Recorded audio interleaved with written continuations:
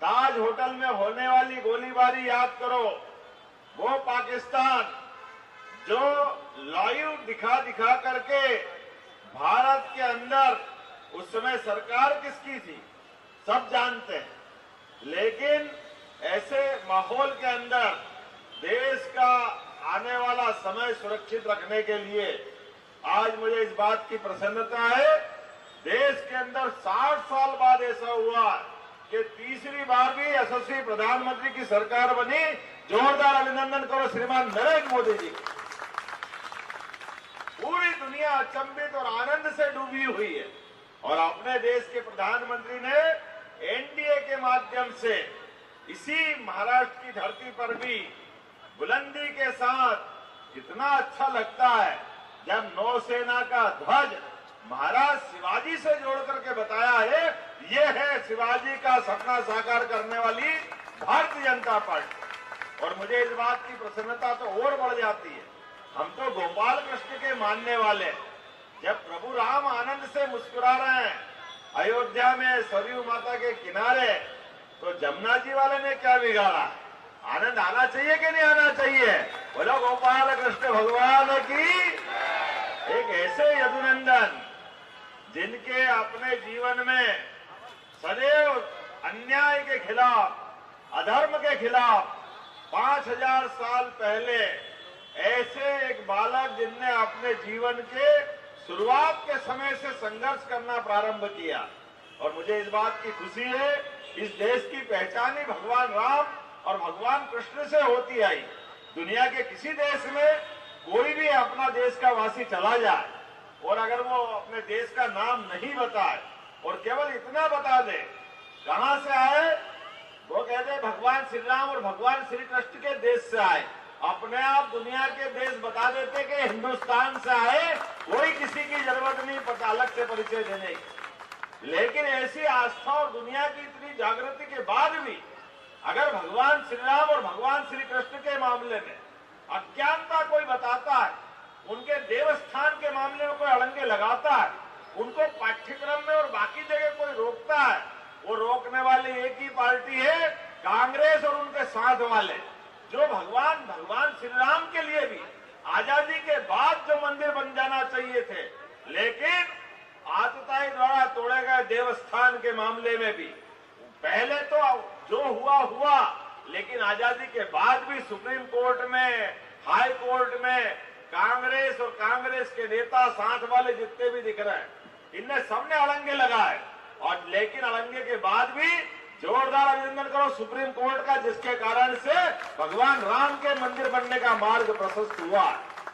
लेकिन बड़े दुर्भाग्य के साथ कहना पड़ रहा है, ऐसे में जब पूरा देश और दुनिया झूम रही थी भगवान राम के उस मंदिर पे गर्भगृह में प्रवेश के मामले में, अगर सब वहां थे, यहां तक कि मुस्लिम बंधु भी जिनने हाई कोर्ट सुप्रीम कोर्ट में मुकदमा लड़े, लेकिन उन्होंने कहा सुप्रीम कोर्ट ने फैसला कर दिया तो हमारा सारा भेदभाव खत्म हो गया, वो भी आनंद में झूम रहे थे। लेकिन ऐसे आनंद के समय भी किसी के छाती पे सांप लौट रहा था, वो कांग्रेस पार्टी थी, राहुल बाबा थे और उनकी बाकी सब साथ वाले थे, जिन्होंने इस बात का मजाक बनाया और आज तक भी जाके दर्शन नहीं किए।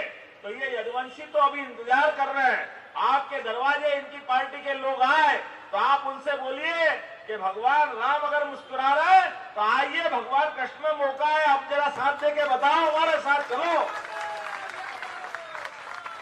अरे ये तो वो लोग हैं जिनको आज भी इस बात का कष्ट हो गया कि हमारे एकनाथ शिंदे जी, फडणवीस जी सबने गौ माता को हमारी अपनी माता का दर्जा दिया, तो इनको आज भी पसंद नहीं आया।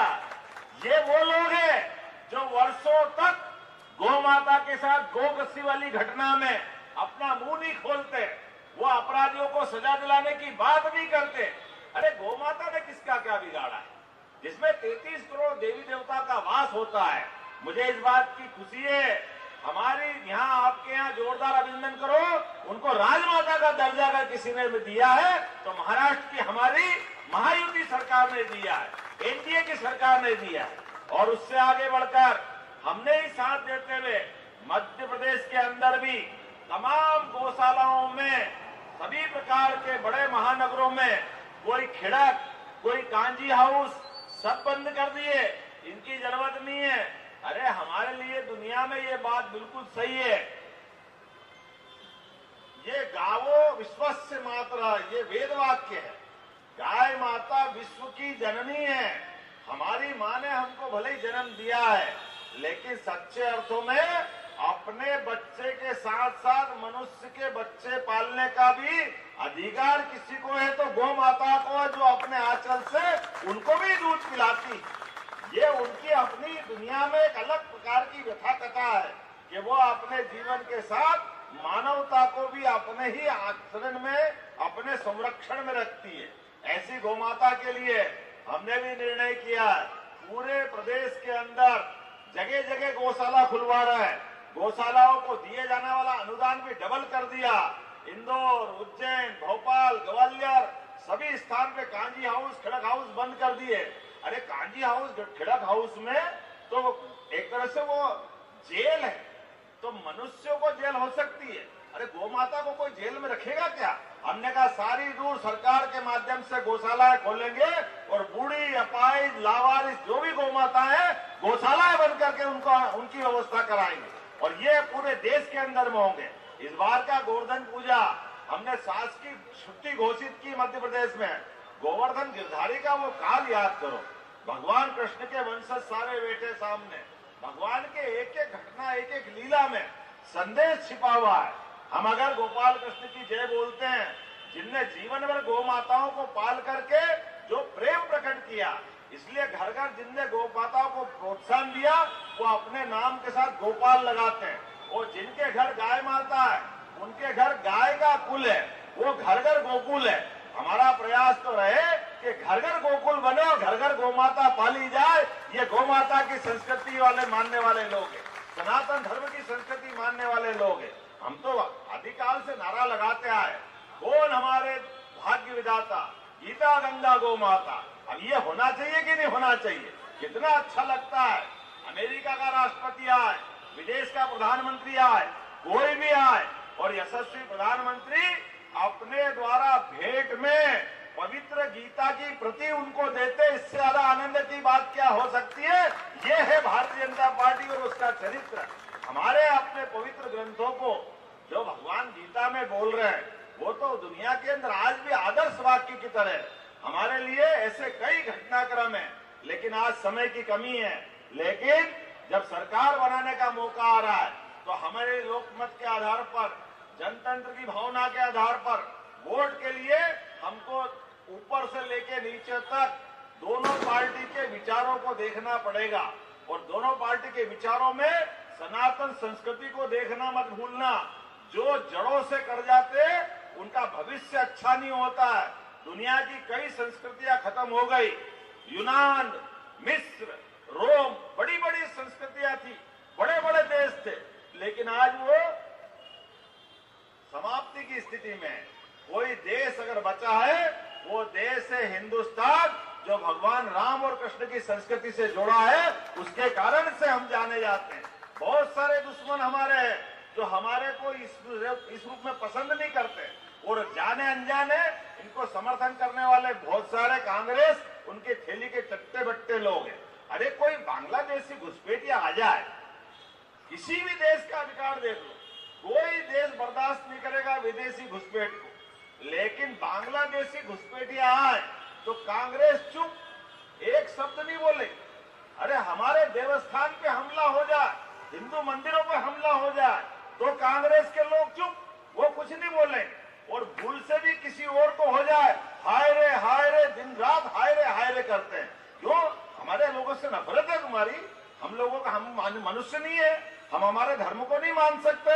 हम अपने संस्कार को नहीं जी सकते? ये नहीं चलेगा। चुनाव तो अपनी जगह रहेगा, लेकिन सच्चे अर्थों में जो जड़ों से जुड़ेगा वो आगे बढ़ेगा। जोरदार ताली बजाओ यशस्वी प्रधानमंत्री के नेतृत्व में। हम और आप नहीं, दुनिया अब मान रही है कि भारतीय जनता पार्टी विश्व की सबसे बड़ी पार्टी है और विश्व की सबसे बड़ी पार्टी होने के साथ साथ पूरे देश के अंदर सबसे ज्यादा सरकारें अब भाजपा की बन रही है, एनडीए की बन रही है। और एनडीए के लिए घोष घोषवाक्य है यशस्वी प्रधानमंत्री का, सबका साथ सबका विकास। यही तो कारण है, बोलने के लिए नहीं है। मेरी अपनी विधानसभा में तो अपने समाज के 500 वोट भी नहीं है, लेकिन ये भारतीय जनता पार्टी है, उठाकर इतने बड़े राज्य का मुख्यमंत्री बनाती है। ये गौरव दिलाने वाली पार्टी, जो खाली बोलने के लिए नहीं है, करके दिखाती है सबका साथ सबका विकास। ये ऐसे अवसर देने के लिए, इसी कारण से तो ये पार्टी जानी जाती है। नागपुर की धरती पर बाबा साहब अंबेडकर की दीक्षा स्थली, हमारे डॉक्टर केशव बलिराम हेडगेवार जी की जन्मस्थली और उनकी कर्मस्थली, ऐसे कई कारणों से नागपुर का अत्यंत महत्व है। ऐसे में चुनाव के इस मौके पर आज आपसे अपील करना चाहता हूं, किसी भी हालत में हमको एक ही लाइन ध्यान रखना है और आने वाले समय में